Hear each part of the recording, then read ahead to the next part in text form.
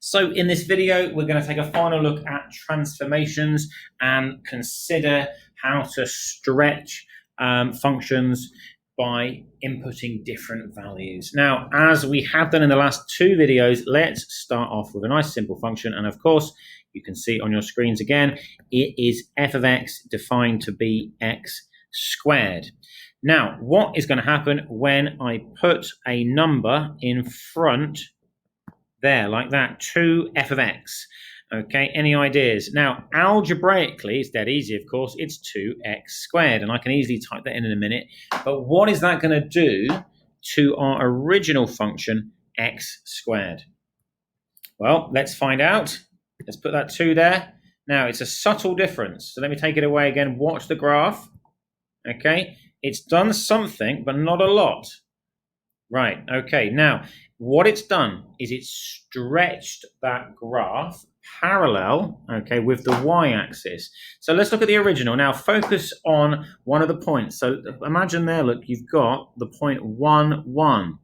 What's going to happen to it on the new graph? It's going to go up to 1, 2. Let me show you that again. So again, watch that graph. 1, 1 goes to 1, 2, right? It's stretched it. So each coordinate point has gone up, right? Okay, it's kept its same position on the x-axis, but it's gone up by a magnitude equivalent to that that number, that's put in front of it.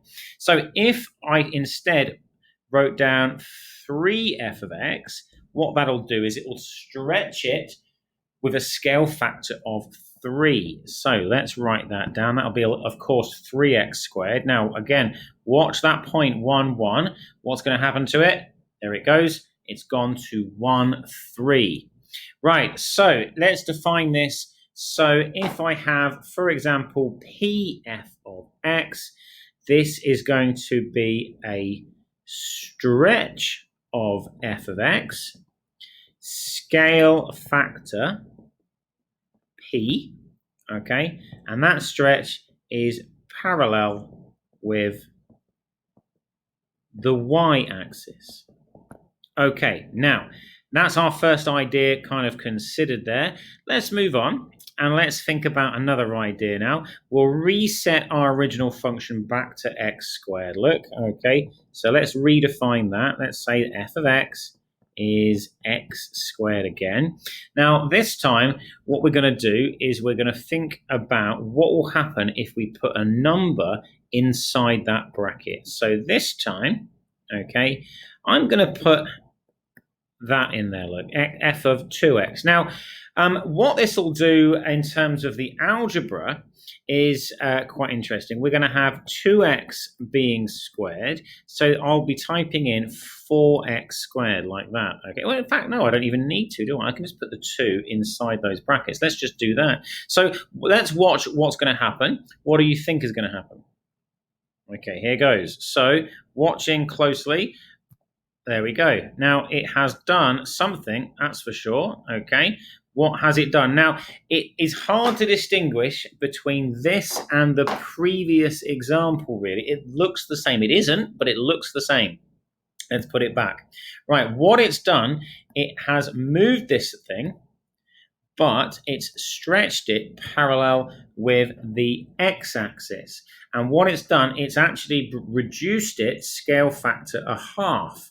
So, if you think again about that point 1, 1, I'm circling it now with the pen. What it's done, it's pushed it back towards that y-axis. It's moved it, and it's going to be sort of there, okay, at a half 1. Let me put that in again so you can see that happen. So watch the point 1, 1. Okay, that has moved it here, right? Okay, it's moved it right there at a half 1. Okay, now if you don't believe me, why don't we try a different function altogether, right? Let's go back. Let's put a cubic one in, right? Okay, just to see a different function. So there is x cubed. So look again at that point there. Look at 1, 1. Now I'm going to put a 2 in there, and we should be going through a half 1, right? There it goes. That point has moved to the left. Okay, so what's been happening? Let's try to define this a little better. Okay, if we have f of px, sorry, I used p last time, let's use q, qx, right, okay, this is a stretch again, okay, parallel with the x-axis, but it isn't a stretch of q, because it wasn't a stretch of 2, it didn't go 2 times as big, it reduced it, it brought it closer. It's going to be scale factor of 1 over q.